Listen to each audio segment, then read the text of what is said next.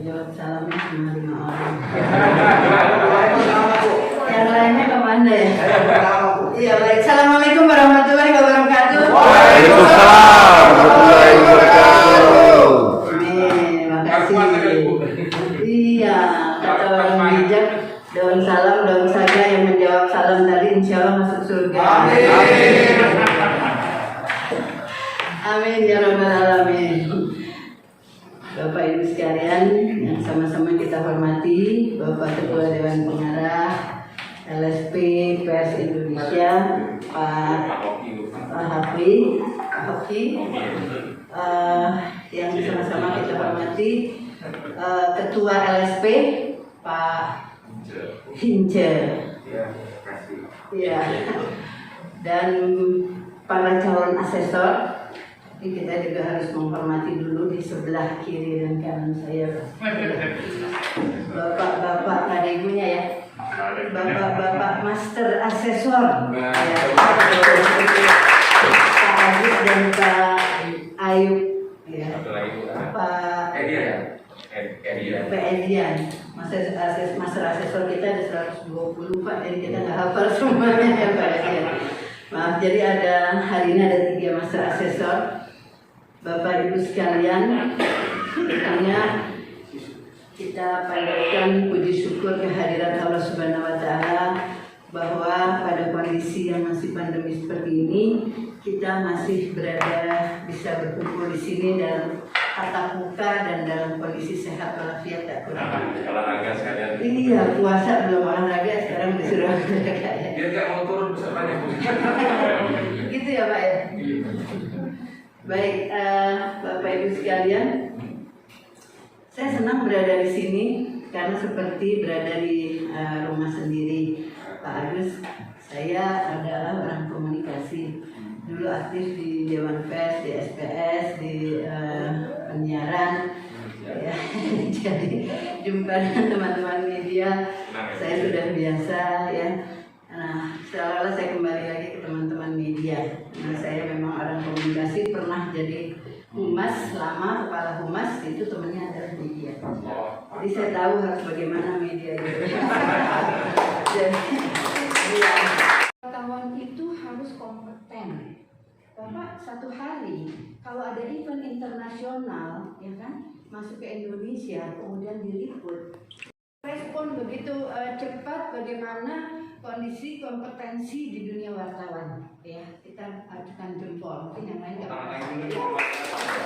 karena saya khususnya bagusnya orang media gitu loh, kalau yang lain mungkin nggak merasa ya harus melakukan sertifikasi kompetensi, tetapi kita tidak bisa langsung mensertifikasi para calon asesi. Di situ di PP 10 yang sekarang juga ada bahwa harus melalui LSP yang dilisensi oleh BNSP baru bisa mensertifikasi. Nah, Bapak Ibu jadi sekarang sudah punya LSP Pers Indonesia. Ini sudah bukan main ya, sudah belum pernah terjadi ya, baru pertama ya. Kita kasih aplaus lagi dong. Dewan Pers saja masih baru ingat ya. Masih bingung. Terakhir Pak Wakilnya mau harmonisasi. Sudah Pak, dan kebetulan saya di situ. Agak lama sekali karena masih bingung gitu. Siapa sebetulnya? Dewan Pers mau memberikan sertifikat boleh, tapi bukan Dewan Persnya, adalah LSP ya kan saya barusan bilang. Perintah dari PP 10 jelas sekali bahwa LSP yang dilisensi oleh BNSP. Jadi bukan Dewan Persnya, harus punya LSP Dewan Pers. Nah ini yang sedang lagi digodok dan sudah fokus Pak, harmonisasinya sudah akan bentuk. Karena BNSP pada prinsipnya adalah melakukan sertifikasi kompetensi berdasarkan undang-undang ya, sertifikat Dewan Pers. Oke. Kemudian saya tanya, sertifikat Dewan Pers itu standarnya apa? Ini ada standarnya, saya pernah baca juga satu buku standar untuk menguji Bapak jadi wartawan berdasarkan sertifikatnya Dewan Pers. Nah, pada saat kami pelajari ternyata standar kompetensinya ya belum memadai sebagai seorang media ya atau seorang wartawan. sehingga mulailah kita duduk bareng Pak dengan Dewan Pers sebetulnya untuk membuka diri bahwa di media itu perlu gitu kompetensi ini ya.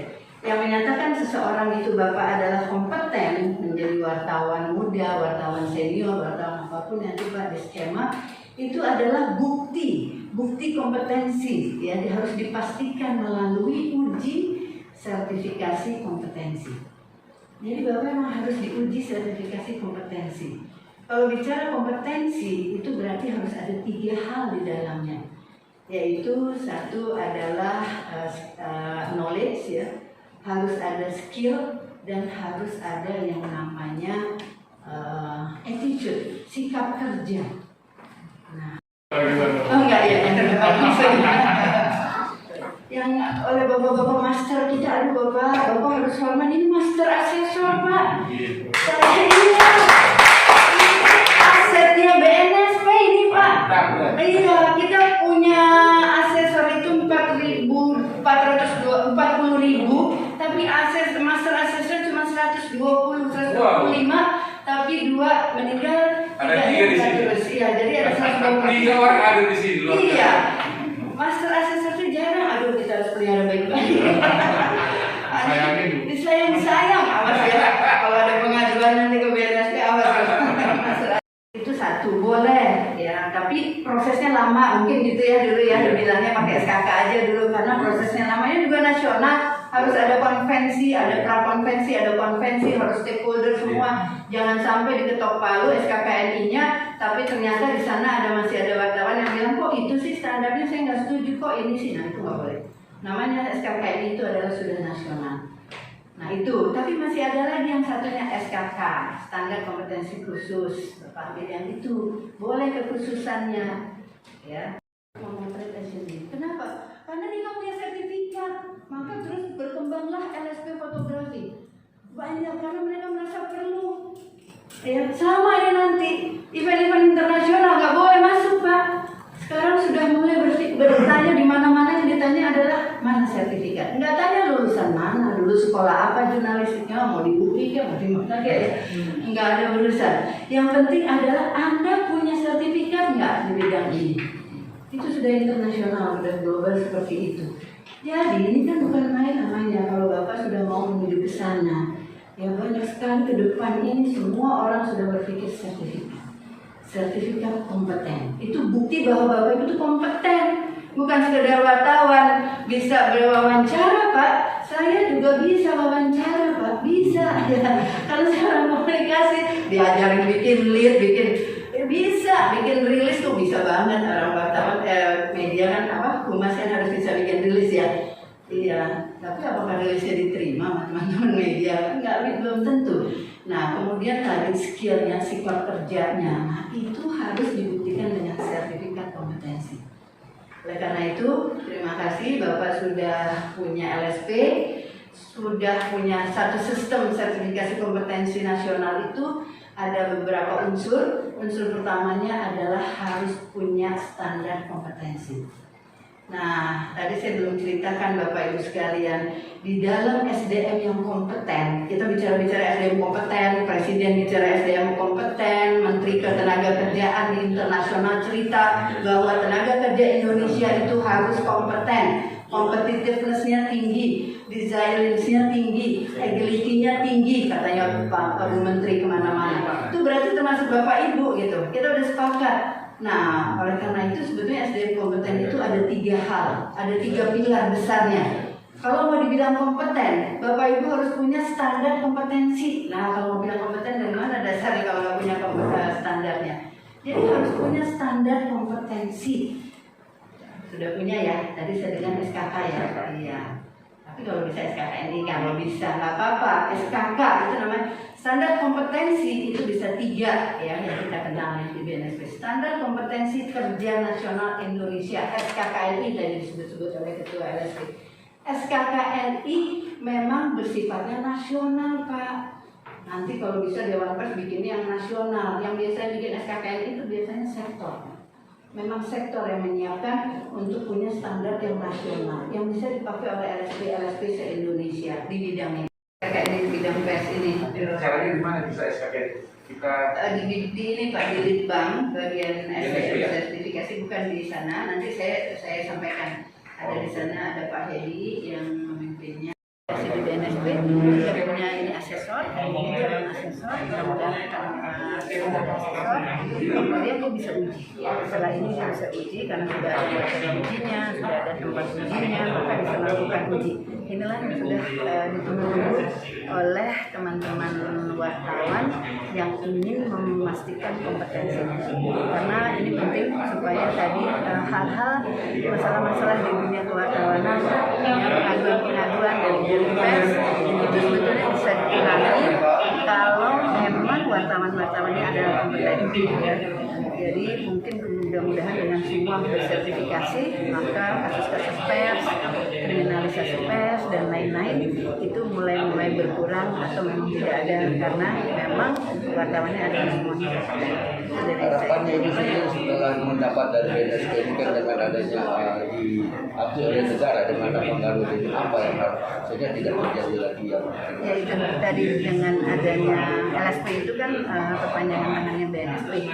Menurut PP 10 memang harus ada LSP yang dilisensi BNSP, karena BNSP itu satu-satunya badan yang memiliki otoritas untuk melakukan sertifikasi di Indonesia melalui Undang-Undang 13 ya. Tetapi dia harus ada LSP yang dilisensi oleh BNSP. Jadi dengan demikian LSP adalah bagian dari negara untuk melakukan sertifikasi, perpanjangan tangan dari BNSP. Jadi nanti tentunya harus bekerja giat untuk mensertifikasi semua kompetensi wartawan yang ada. Kalau ada skema harusnya nanti dikembangkan lagi dari berbagai jenis pekerjaan wartawan, itu bisa dikembangkan jadi skema. Jadi LSP ini harus melakukan itu sebaik-baiknya agar tadi kompetensi wartawan memang benar-benar terjaga. Ya, kita kan sekarang sudah mendengar kasus-kasus wartawan itu bukan sepenuhnya adalah kesalahannya wartawan, tetapi juga kalau kita bekali wartawan itu dengan kompetensi, ya, dengan yang standar kompetensi yang sudah diakui oleh dunianya sendiri, profesinya sendiri, maka dia menjadi wartawan juga memang betul-betul dia sudah berdasarkan standar kompetensi. Ini bagus sekali untuk melakukan seleksi alam. Banyak nanti wartawan-wartawan yang memang tidak bisa kompeten, sudah dia tidak punya sertifikat, berarti nanti dipilih tinggal wartawan yang kompeten dan yang tidak punya sertifikat kompetensi dan yang tidak punya sertifikat kompetensi. Itu akan begitu nanti satu hari. Belum lagi ada acara-acara yang besar internasional yang meminta adalah sertifikat kompetensi. Jadi ini adalah pertama dan harus dikembangkan secepat-cepatnya.